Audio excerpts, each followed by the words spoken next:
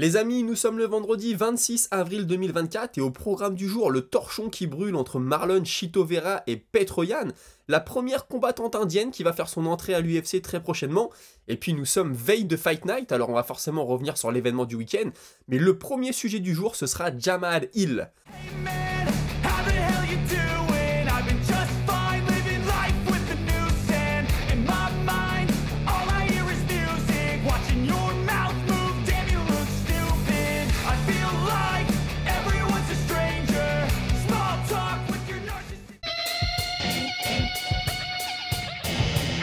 Puisqu'en effet, il est revenu sur sa défaite face à Pereira et il a dit quelque chose que moi je n'avais pas vu du tout en live. Vous me direz, vous, dans les commentaires, si c'est quelque chose que vous aviez remarqué. Je vous explique tout de suite.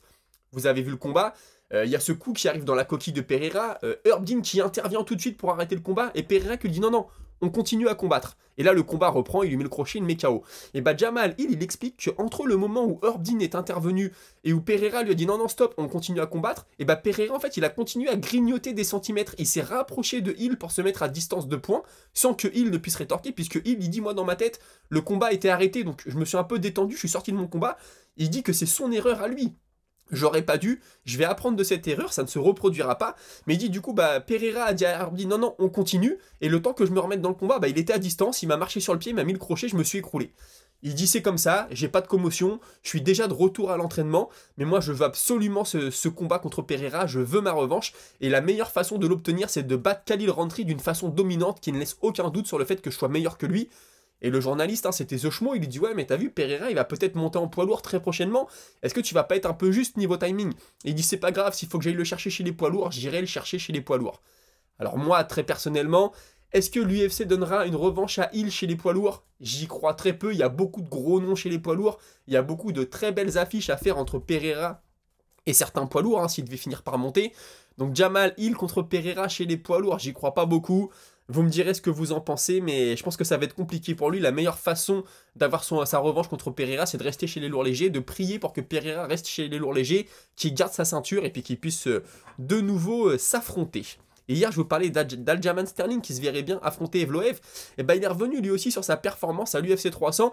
Et vous allez voir que les combattants ont parfois de gros doutes dans la tête. Et lui, on a parlé d'une super façon. Premièrement, il dit que maintenant, il vit à Las Vegas. Avant, il vivait dans l'état de New York. Il est arrivé à Las Vegas. Donc, il dit toute la semaine, en fait, je suis resté chez moi. Il n'y a pas eu ce moment où tu pars avec ton équipe, où tu vas à l'hôtel, tu restes à l'hôtel en équipe. Il dit non, moi, tous les jours, je pouvais revenir chez moi. Et j'avoue que c'était assez bizarre. Ça m'a sorti de mon rituel. Pourtant, t'as beaucoup de combattants qui disent « Ouais, c'est pas facile de quitter ta famille, aller avec ta team à l'hôtel, etc. » Mais quand on a pris l'habitude au final, parce que lui c'est un vétéran Sterling, hein, je le rappelle, bah du coup ça lui a semblé un peu étrange, voilà. Il a dit qu'il avait aussi énormément de pression, puisqu'il est monté des poids coqs chez les poids plumes, hein, je le rappelle, parce qu'il n'arrivait plus à faire le poids chez les coqs. C'est pas qu'il n'y arrivait plus, que c'était extrêmement difficile, et il sentait qu'il pouvait plus combattre avec l'élite, il ne pouvait plus rivaliser avec l'élite en restant chez les poids coqs, il était trop affecté par sa perte de poids. Du coup il dit je monte chez les poids plumes, imaginez si chez les poids plumes je me rends compte que je peux pas battre les mecs du top 10, bah il me reste quoi à faire? Moi je suis pas là pour l'argent, j'ai déjà gagné beaucoup d'argent dans ma carrière, donc si je continue à combattre c'est pour être numéro 1, c'est pour être champion, donc une défaite à l'UFC 300 aurait été terrible, ça aurait tout juste voulu dire que j'avais plus rien à faire ici, que je ne serais plus jamais champion. Il a aussi reconnu hein, que voilà, la performance contre Qatar n'est pas une performance qui lui permet d'aller chercher l'élite de la catégorie tout de suite. Il dit même si je combats comme ça en affrontant le champion, je pense pas que je vais gagner très honnêtement. Mais moi personnellement, je pense que la pression a beaucoup joué. Il voulait tellement gagner qu'il a assuré les choses, qu'il a pas pris de risque.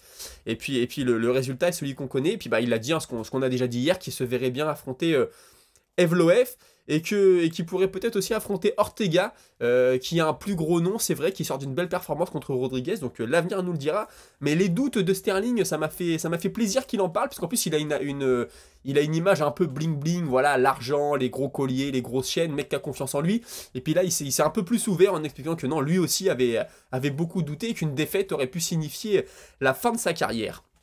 Puisque je vous parlais de Pereira avec Jamal Hill, sachez qu'il a réalisé une prouesse en battant Jamal Hill, puisque c'était la première fois depuis 2020 qu'un champion des poids lourds légers défendait sa ceinture contre un combattant classé. Et oui, à chaque fois, il y a eu beaucoup de short notice, des mecs qui arrivaient à la ceinture très rapidement, et à chaque fois qu'il y avait un combat entre le champion et un gars classé, c'est le gars classé qui gagnait. Et bien là, Pereira était champion, il a affronté Hill qui était classé, et il a gagné. Je trouve que cette stat nous montre à quel point la catégorie des lourds légers a été, je sais pas si on peut dire un champ de mine, un gruyère, mais il s'est passé tellement de choses entre les blessures des champions. En fait, depuis que John Jones a quitté, il y a eu Daniel Cormier qui est monté, John Jones, et depuis ça a été, je vais pas dire n'importe quoi, parce que ça nous a offert des beaux combats, mais on a Glover qui a pris la ceinture, personne ne voyait Glover prendre la ceinture, Blachowicz qui a eu la ceinture aussi, enfin ça a vraiment été un bazar pas possible. Et donc, je répète, Pereira a été le premier champion des poids lourds légers depuis 2020 à réussir à défendre sa ceinture contre un adversaire classé. C'est quand même quelque chose à souligner. Et puis, Israël Adesanya, le meilleur ennemi ou le pire ami de Pereira, a dit qu'il avait beaucoup de respect pour lui, que c'était un humain très spécial. À la fois ce qu'il a fait dans le monde du combat et dans sa vie personnelle, il a beaucoup de respect pour lui. Donc on avait l'impression à un moment que les deux se détestaient, mais je pense que la rivalité était surtout sportive, hein, surtout que Pereira avait dit « Ouais, moi un jour, si j'arrête de combattre, je serai prêt à rejoindre le camp d'Adesanya pour l'aider. » Donc on voit que les légendes se respectent. Je vous ai dit dans l'introduction de cette émission, que ça chauffait un peu entre Petroyan et Chito Vera. Alors tout commence d'un tweet de Championship Rounds, c'est un très bon site d'actualité MMA qui nous tweet que voilà, Chito Vera a déclaré qu'il voudrait bien combattre Petroyan au mois de novembre au Madison Square Garden et que Petroyan l'a déjà refusé 2 fois les années précédentes, les mois précédents. Et puis on a Petroyan qui lui dit ouais, soyons honnêtes, si on s'était battus tous les deux avant, t'aurais jamais été jusqu'au combat pour le titre. C'est plutôt marrant. Et puis de toute façon, tout vient en son temps. Donc un jour on va s'affronter et puis je vais te battre. Et puis Chito Vera qui lui répond ouais, tais-toi et puis juste présente-toi le jour du combat. Et Petroyan il dit ouais, continue de te mentir à toi-même. Qui refuserait un combat contre un sac de frappe vivant? Donc c'était plutôt drôle, référence à son dernier combat, hein, forcément contre Sean O'Malley. C'est vrai que malheureusement Vera, il n'a pas fait grand chose, hein, il a pris beaucoup de coups, ça a été très compliqué pour lui. Aujourd'hui un combat entre les deux, moi j'aurais plutôt Petroyan, mais attention au réveil de Chito Vera, c'était peut-être juste une performance, une très mauvaise performance de sa part. Il y a Jiří Procházka, je vous l'ai dit hier ou avant-hier, il se verrait bien descendre chez les poids moyens. Il combat actuellement chez les lourds légers, hein, les moins de 93, il se verrait bien descendre chez les 84, mais avant il veut récupérer sa ceinture des lourds légers. Je vous avais même dit, rappelez-vous, s'il devient champion des lourds légers et des poids moyens, le seul à avoir fait ça, c'est Pereira, qui a d'abord été champion des moyens, puis des lourds légers.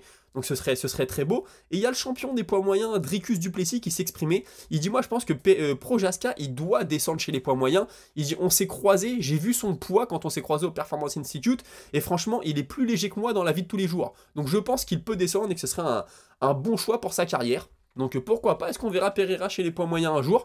Ça nous donnera en tout cas de bien belles oppositions. Est-ce qu'il pourrait prendre la ceinture? Et bah pourquoi pas, je rappelle que c'est Dricus du Plessis le champion. Personne ne voyait Dricus avec la ceinture un jour, finalement c'est lui qui est là, donc pourquoi pas.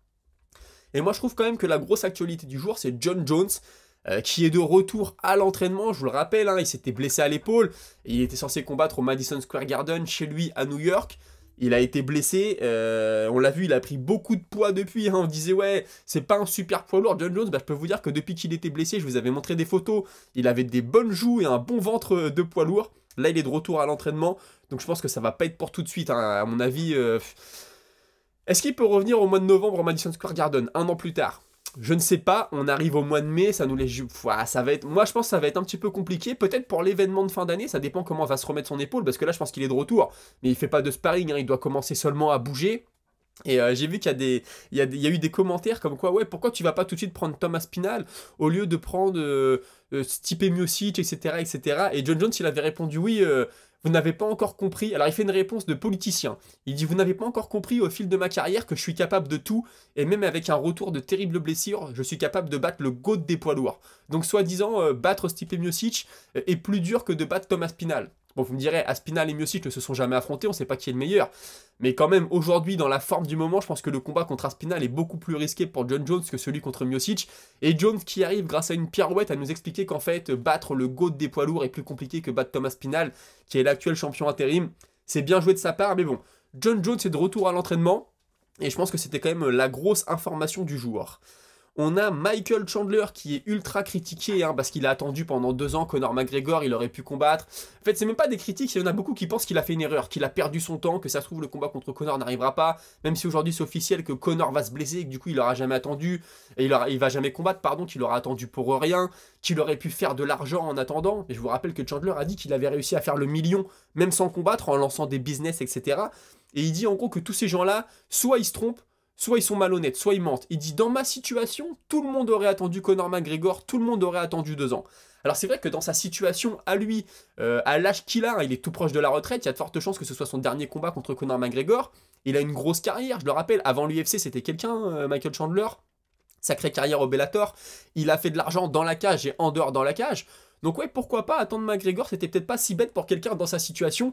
Si à sa place c'était Arman Tsarukyan, forcément je dirais pas la même chose.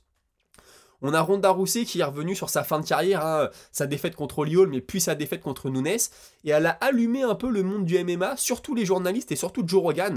En gros, elle a expliqué qu'elle avait l'impression que ça avait fait plaisir à tout le monde qu'elle perde. Elle dit, ouais, c'est bizarre, quand j'ai perdu, tout le monde était presque content de continuer à m'enfoncer, de dire que j'avais fait les mauvais choix, que j'étais parfois arrogante, alors que tout cela, ils me tournaient autour, ils voulaient toujours des interviews de moi quand j'étais au top, et tout à coup, plus personne m'a appelé, j'ai disparu, et je sais qu'ils ne m'appelleront jamais pour prendre des nouvelles.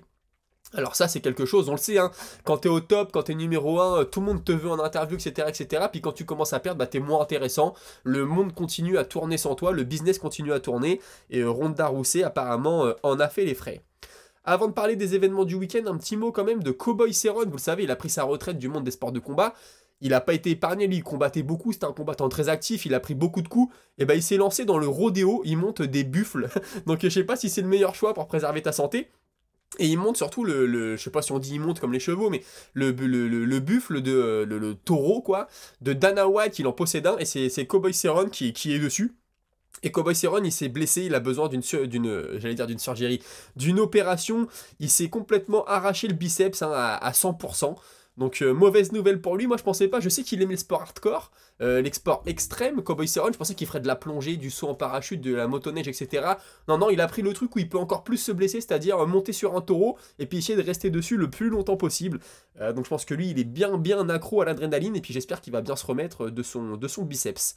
Ce week-end, en plus de l'UFC, on a aussi le Barnacle et le main event, c'est Perry contre Alves. Ça aura lieu ça dans la nuit de samedi à dimanche, hein, forcément, en pay-per-view sur YouTube, ou pour ceux qui sont abonnés à l'application Barnacle, vous pourrez accéder à ces combats-là. Donc Perry contre Alves en main event, et dans la carte, on a un certain Ben Roswell contre Todd Duffy. Todd Duffy, je vous invite à aller voir ses combats, ça dure jamais plus d'un round, il était combattant à l'UFC avant.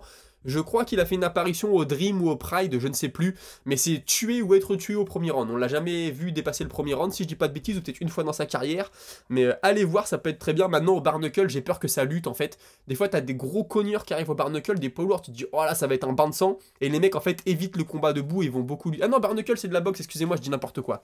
Je confondais avec l'organisation de Masvidal où c'est du MMA à main nue, mais non là c'est de la boxe anglaise. Donc ça risque de cogner, n'hésitez pas à aller voir Todd Duffy contre Ben Roswell, vous allez trouver le combat assez facilement je pense, dans les jours qui vont suivre. On va avoir le retour de Dominique Reyes contre Jacobi, c'est Reyes qui l'annonce, ça aura lieu le 8 juin. Reyes c'est pareil, hein, depuis son combat contre John Jones où il est passé tout proche, certains l'ont même vu remporter le combat, depuis c'est très compliqué pour lui. Et la première athlète indienne à rentrer dans la cage, ce sera à l'UFC Saint-Louis, Louisville, pardon, Saint-Louis, l'UFC Louisville, le 8 juin, et elle s'appelle Tomar Puja. Donc je vous invite à aller voir ses combats, moi je l'avais jamais vu combattre avant, hein, je vais être très honnête avec vous, mais il y a les premiers combattants indiens qui arrivent depuis peu, et là la première combattante, j'ai trouvé que c'était intéressant de le souligner. Les combats du week-end, vous le savez, on a notre petit défi pari, hein, on essaye de faire un petit pari tous les week-ends sur les combats à venir. Donc je vous affiche les cotes, on a, alors là je sais pas du tout où y aller, hein. Vous avez vu Mateusz Nicolo 1,44, Alex Perez 2,20, franchement c'est très compliqué. Je pense qu'il y a peut-être un truc à faire entre Ryan Spann et Bogdan Guskov. Ryan Spann il est sur 2 défaites de suite, il est quand même à 1,40. Bogdan Guskov il est sur une victoire, là, il a gagné son dernier combat, il est à 2,30, avant ça il était arrivé à l'UFC, on avait de gros espoirs, il avait perdu contre Ozdemir, hein, le vétéran, la malédiction du vétéran, on en parlait hier avec Neil Magny et Malotte, ça lui était arrivé. Je pense qu'il y a peut-être une petite pièce à mettre, hein, sur Guskov, prendre le 2,30, pourquoi pas. Après Karine Silva, Ariane Lipski, je sais pas du tout. Dinis contre Lane, c'est pareil. Et puis un peu plus haut, on a Tim Means 2,90. Si vous voulez y aller avec un vétéran, allez-y avec Tim Means, hein, pourquoi pas, 2,90. Et puis on a Onama contre Pierce, c'est pareil. Je sais pas du tout, je sais pas du tout quoi faire. Si j'ai envie d'être un peu... voilà, d'aller chercher la grosse cote, pourquoi pas 2,30 avec Bogdan, qui pourrait battre Ryan Spann. Je ne sais pas du tout, vous me direz ce que vous en pensez, mais c'est pas le week-end le plus simple pour parier. Et tout de suite, c'est à vous la parole, on passe à la minute auditeur, et surtout n'oubliez pas de vous abonner, de liker, de commenter, etc. Ça me fait de la pub, ça m'aide beaucoup, et c'est parti. Alors la minute auditeur, je la commence avec Cool de Shanghai qui me dit « Je vous spoil le prochain combat de Nassourdine Imavov, ce sera contre Jared Cannonier, c'est une source fiable. » Et ben écoute, j'espère que ce sera officialisé, Jared Cannonier ça permet de rentrer vraiment dans la cour des grands pour Nassourdine Imavov. J'espère que ça va avoir lieu, ce sera un combat risqué, mais je pense que c'est un combat qui est faisable pour lui. Ensuite, on a Ares Abyss. Ah oui, ça, j'avais pas pensé. Tu me dis si Aljamain Sterling gagne, donc contre Evloev, cela veut dire qu'il va affronter Ilia, et dans ce cas-là, Merab sera au milieu des deux coins, et ça, c'est fun. Bah oui, parce que Merab, c'est le grand ami sparring partner de Sterling. On le savait, quand Sterling était champion chez les poids coqs, Merab était en train de grimper les échelons et les deux avaient dit non, on s'affrontera pas, c'est sûr et certain. Maintenant que Sterling est monté, Merab va sûrement avoir sa chance contre O'Malley.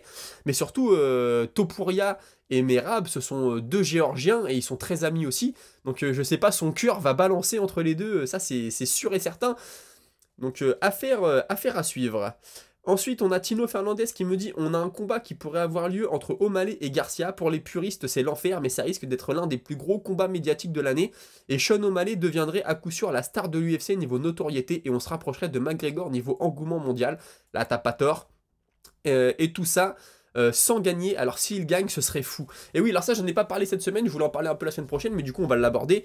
Ryan Garcia a battu David Haney le week-end dernier, en boxe anglaise. D'ailleurs, Garcia, quelques semaines avant le combat, je sais pas, il faisait une dépression, il allait être interné, on apprenait qu'il prenait un peu de cocaïne, qu'il était dans l'alcool, etc. La veille du combat, il arrive avec 3 pounds de plus, il loupe la pesée, du coup il a pas gagné la ceinture de Haney, la ceinture est devenue vacante. En tout cas, il a gagné, personne ne le sentait gagner. Et puis là, récemment, il a dit oui, non, mais tout ça, c'était une mise en scène, j'ai jamais fait de dépression. Vous allez voir, j'ai les vidéos où on dit qu'on en fait exprès, on a monté toute une histoire comme ça. Il dit même que c'est Floyd Mayweather qui lui a dit de venir avec 3 pounds en plus à la pesée. Bon, tu sais jamais ce qui est vrai et ce qui est faux dans ces histoires-là. Mais en tout cas, oui, j'ai vu qu'avec O'Malley, les deux s'étaient tournés autour. D'ailleurs, Garcia a même dit ouais, je suis en contact avec Dana White pour que moi, j'aille à l'UFC battre O'Malley. Et O'Malley lui a dit non, mais arrête, t'as aucune chance.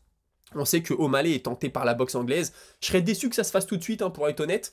Je serais très déçu, j'ai envie que O'Malley règne un peu dans sa catégorie. On sait qu'il y a un combat contre Topuria qui pourrait venir aussi dans la catégorie du dessus. Je préfère que O'Malley fasse le boulot en MMA avant, et si tout se passe bien pour lui, bah pourquoi pas aller chercher le gros billet en boxe anglaise. On va voir ce que ça va donner. Et puis sinon, je voulais vous dire, vous êtes très nombreux hier suite à ma vidéo sur Cédric Doumbé à m'avoir dit que Doumbé vous saoule, surtout suite à l'histoire de l'épine, suite à tout ce qu'il fait sur les réseaux sociaux et le fait qu'il affronte pas encore de gros noms. Je comprends, vous êtes extrêmement nombreux à me l'avoir remonté, hein, je vous cite pas tous, mais c'est un sentiment qui est partagé par beaucoup. Et écoutez, on a fait le tour de l'actualité pour aujourd'hui, je vous souhaite un bon week-end de combat, et nous on se retrouve la semaine prochaine. Merci d'avoir suivi l'émission, salut!